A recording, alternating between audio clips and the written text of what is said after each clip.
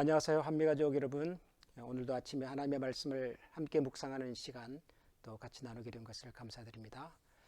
오늘도 우리에게 주신 새날이 또 하나님의 새로운 은혜와 사랑 가운데서 시작되는 복된 하루가 되기를 소원합니다.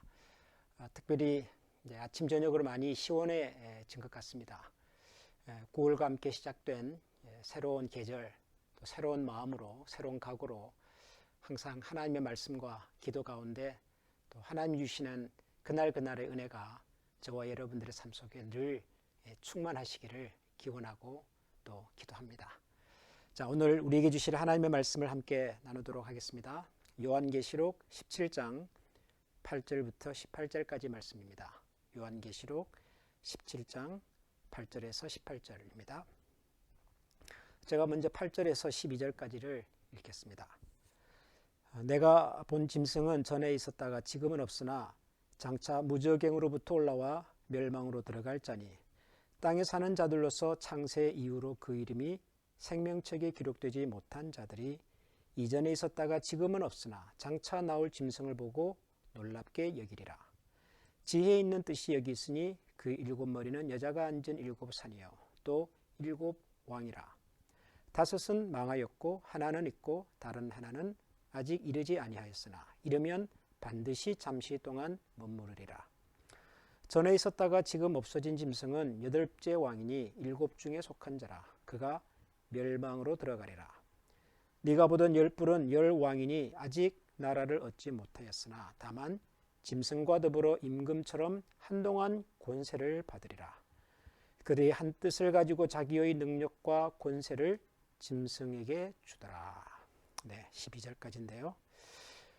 여기 보면 여자가 나오고 또 여자가 탄 짐승이 나오고 그리고 그 짐승에게는 일곱 머리, 일곱 산, 일곱 왕, 또 열 뿔 이런 여러 가지 우리가 계시록을 읽으면서 자주 보게 되는 그런 상징들이 등장하고 있습니다. 오늘 읽은 내용은 요한계시록 17장 1절에서부터 등장한 그 짐승을 탄 여자 그리고 그 짐승에게 있는 열뿔 이런 얘기들의 연장입니다. 8절에 보면 내가 큰 짐승은 이라고 말하면서 특별히 그 중에서 짐승에 관한 얘기를 하고 있는데요. 여자 또 여자가 탄 짐승 그리고 그 짐승에 있는 열뿔 또 일곱 왕관 이런 여러 가지 것들은 그 당시 사도 요한이 살던 그 시절의 그리스도인들이 경험했던 박해와 또 위협, 공포의 대상이었던 강력한 교회의 대적 세력, 로마 정부에 대한 상징적인 표현이라고 생각할 수 있겠습니다. 구체적으로 로마다 이렇게 말하기는 쉽지가 않지만 여기에 나오는 여러 가지 표현들이 예를 들면 그 짐승에게 있었던 일곱 머리를 여자가 앉은 일곱 산이라고 표현을 했는데 이 로마라고 하는 나라를 일반 그 문학에서 설명을 할 때 그 일곱 개의 산 위에 세워진 나라, 도시 그렇게 설명을 합니다. 아마 로마라고 하는 도시가 일곱 개의 언덕으로 구성이 된 것 같습니다. 그 서쪽 캘리포니아에 가면 이 샌프란시스코라고 하는 그 도시가 있지 않습니까? 이 샌프란시스코라고 하는 도시도 여러 개의 언덕 위에 세워진 도시거든요. 아마 그렇게 세상 사람들에게 로마 그러면은 일곱 개의 산이 있는 도시 이렇게 알려졌던 것 같습니다. 그러니까 로마 정부, 로마의 권세, 로마라고 하는 그 나라에 대한 상징적인 표현들인 거죠.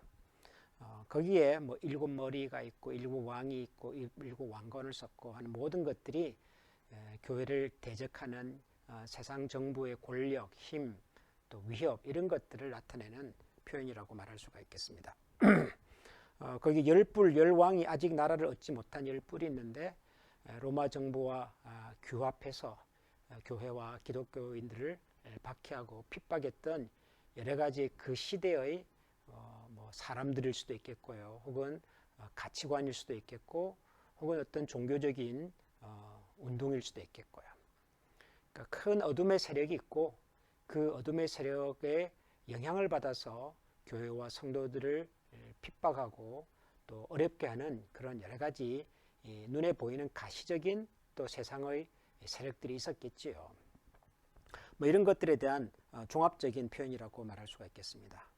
그런데 여기서 중요한 것은 그 일곱 왕, 일곱 산을 설명하면서 다섯은 망하였고 하나는 있고 다른 하나는 아직 이르지 아니하였다. 이런 표현입니다. 요한계시록에서 7이라는 숫자를 중심으로 해가지고 그 여러 가지 그 variation, 변형들을 많이 말하죠. 예를 들어서 3년 반, 3년 반, 한 때와 두 때와 반 때, 이런 식으로 7의 절반을 설명한다든가, 또 여기처럼 7의 왕이 있었는데 5은 망했고 하나는 있고 다른 하나는 아직 이르지 않았다. 이런 표현들입니다. 정확하게 7왕이 누구냐 이런 것을 자꾸 따지려고 할 필요는 없고요. 7이라고 하는 것은 전체 완성을 의미하는데 그 중에 5이 이미 망했답니다.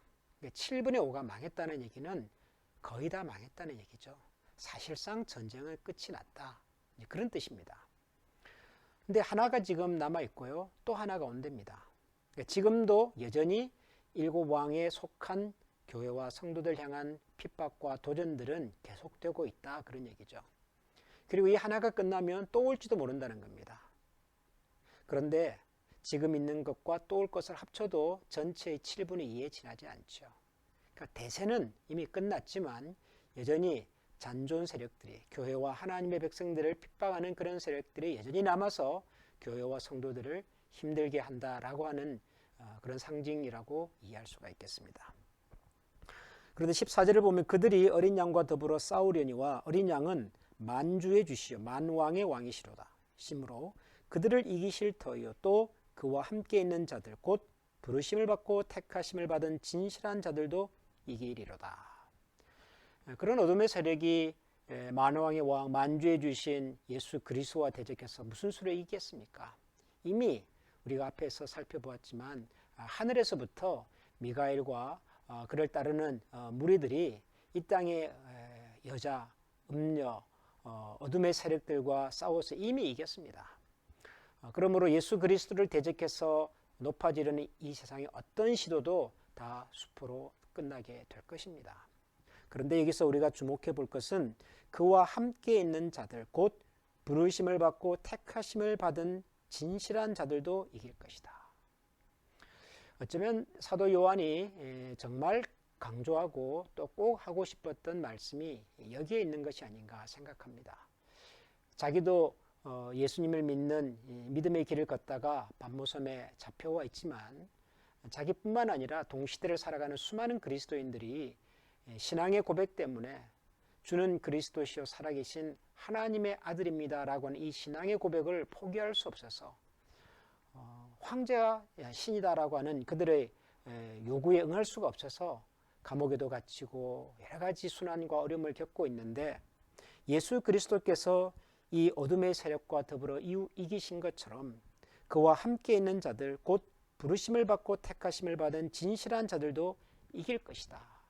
성도들에게 이 말씀으로 위로하고 격려하고 싶었던 것이지요.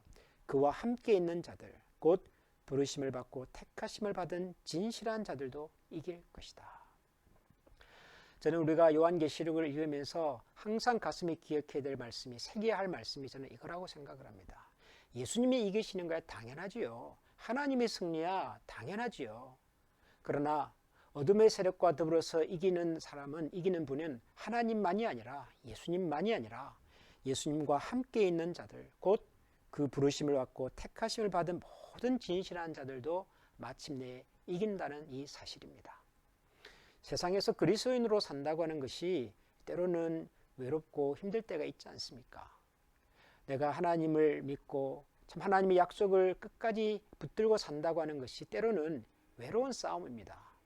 정말 아무도 내 마음과 중심을 알지 못하고 아무도 내가 가진 하나님을 향한 그 신앙의 중심과 뿌리를 알지 못하고 그럼에도 불구하고 우리가 믿음의 생활을, 이 신실한 신앙인의 걸음을 계속 걸어가야 할 것인가에 대한 회의가 올 때가 정말 많지 않습니까?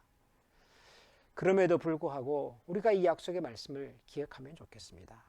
그와 함께 있는 자들, 이 어려운 상황 속에서도 우리는 예수님과 함께 있는 사람들인가? 예수님은 항상 우리와 함께 계시다고 약속을 하셨으니까요. 그분이 우리 곁에 있는 것은 의심할 필요가 없습니다. 다만 우리도 그 예수님 곁에 있는가? 예수님이 우리를 불러주시고 초청해 주시고 또 예수님께서 우리를 이끌어 주실 때 우리는 기꺼이 그 예수님의 손을 붙들고 예수님과 함께 가기를 원하는 사람들인가? 또 부르심을 받고 택하심을 받은 진실한 자들, 그리스도 안에서 정말 우리의 생각과 마음과 또 마음에 품은 모든 것들이 하나님 앞에서 진실된 것인지를 늘 살펴보면 좋겠습니다. 우리의 싸움은 우리 앞에서 펼쳐지는 어둠의 세력, 악한 영의 세력, 하나님의 교회와 하나님을 대적하는 그런 무리들 가운데 있는 것이 아니라 어쩌면 우리 배후에 계시는 우리를 불러주시고 우리와 함께 해주시겠다고 약속하신 그 하나님과 그 예수 그리스도의 그 부르심과 우리가 얼마나 더 가까이 있는가 하는 것에 아마도 달려 있을 겁니다. 눈앞에서 일어나는 여러 가지 어려운 일들, 복잡한 상황들, 우리의 힘으로 감당하기 어려운 문제들, 그것 때문에 너무 좌절하거나 혹은 힘겨워하거나 부담스러워하지 마시고 내가 온전히 예수 그리스도와 연합되어 있는가? 나는 오늘도 하나님의 은혜와 말씀 가운데 견고하게 서 있는가?